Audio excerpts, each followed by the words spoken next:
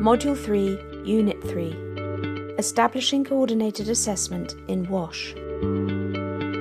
This unit will help you to understand main challenges of need assessment in emergency, be aware of the role of the coordinator in establishing coordinated assessments, know different types of assessments according to the different phases of a crisis, know the different phases involved in the assessment process, understand the principles of assessment in emergency.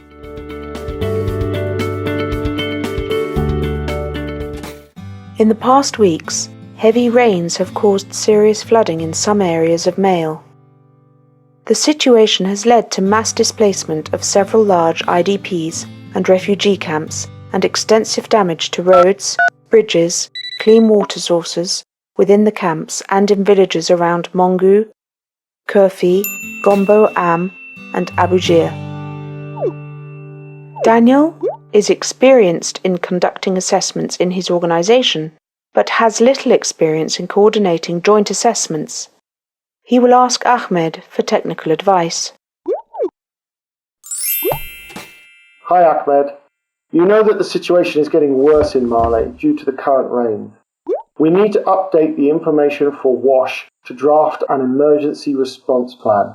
I'm not sure whether a coordinated assessment is a suitable solution, as it will take a lot of time. What do you think?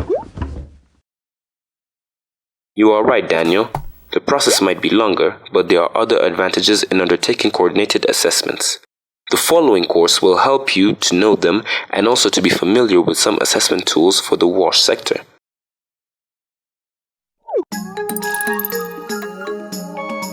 Assessing needs in emergency is one of the main challenges of the humanitarian interventions. There are many reasons why needs assessments fail. First of all, conducting assessment is a complex exercise that requires scientific expertise, often lacking in some organisations. Harmonising tools and methodologies amongst different partners requires time that is also often a challenge in an emergency situation. As a result, most agencies use their own tools and methodologies and produce their own reports. In some cases, they are not willing or do not take the time to share their findings. When shared, a number of reports cannot be used as they have poor quality, or simply they've used very different formats, indicators and units of measures which don't make them comparable. Nowadays, there is a global agreement on the need of coordinated assessment. The main reasons are to ensure needs-based evidence, not individual priorities, to avoid duplication, and to facilitate a coherent approach within and out of clusters, to ensure involvement of the affected populations in the identification of their needs and suitable responses, and to avoid their fatigue by providing the same information to several agencies. The cluster or sector coordinator has a very important role to play in this process. He is seated in the best position to provide advice and to facilitate agreement on tools and methodologies, to select and train or supervise assessment team members, to coordinate different steps of the assessment process, to ensure coherence in planning, prioritisation and response, call on support from skilled resources such as the Assessment Capacities Project, ACAPS, REACH Initiative or other NGO examples. This role is to be played within the sector as well as in the context of intersector platforms. As you know, there are different types of assessments that are used to assess needs of affected population in different phases of emergencies. Within 72 hours, a preliminary scenario definition, PSD, can be conducted. In hours and days just after an emergency, it is recommended to conduct initial intersector assessments to understand what happened, population and area affected magnitude of the disaster, etc. To assess what is needed to inform an emergency response, outside interventions, emerging threats, information gaps. To evaluate available resources and capacities of different actors. The multi-cluster initial rapid assessment, or the MIRA methodology, developed by the EASC in 2012, is one of the existing tools that can be used for intersector assessment. In the region, Kenya has developed a coordinated assessment mechanism, namely KIRA, Kenya Interagency Rapid Assessment. For the WASH sector, a specific tool has been developed by the Global WASH Cluster, the Rapid Assessment Tool, or RAT. The RAT is a ready-to-use tool tailored to assess main indicators for water supply, sanitation and hygiene in line with the Sphere standards. The package includes questionnaires and a customized analysis table in Excel to facilitate the analysis process and visualization of results. Even though the RAT is an excellent and harmonic tool, it might not be well adapted for certain types of disasters. As a result, some coordination platforms have customized the tool for the specific needs of their countries.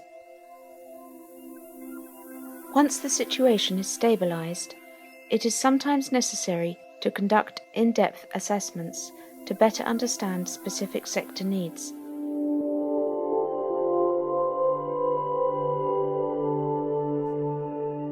An example of this is the Comprehensive Assessment Tool, or CAT, developed by UNICEF and specific for the WASH in-depth assessment. Coordination platforms might play an important role in harmonizing the methodologies and tools to make sure the results of such exercises can be used by all partners and, still more important, are in line with sector standards of intervention. Finally, it is important to know that assessment is a continual process as the situations evolve, and you might need to update the information you have to better tailor the response. You do not need to wait for an emergency to strike to develop and agree methodologies and tools for assessment with the partners.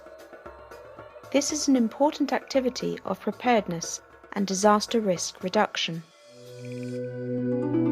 Once the decision of conducting an assessment is taken by partners, the process involves several important phases. Phase 1, Coordination Meeting. Phase 2, Secondary Data Collection and Analysis. Phase 3, Development of tools for the primary data collection, if not existing, and training of enumerators. Phase 4, Primary Data Collection. Phase 5, Joint analysis of secondary and primary data. Phase 6, Report writing and dissemination of findings. All the phases are equally important, as assessment is a process that needs to be well planned and coordinated.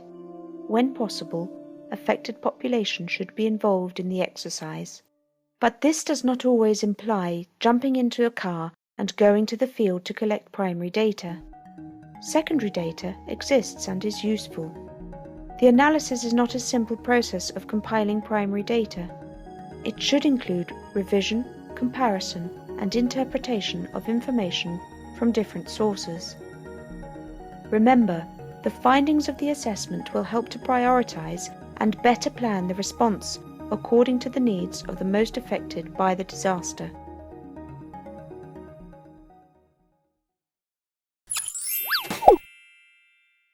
Well, Daniel, I hope this has helped you to understand why it is important to spend some time in planning assessments, even in the context of emergency. You are right, Ahmed. My next activity will be to make the plan of a coordinated assessment with the partner. Great. I am ready to assist you if you need some help.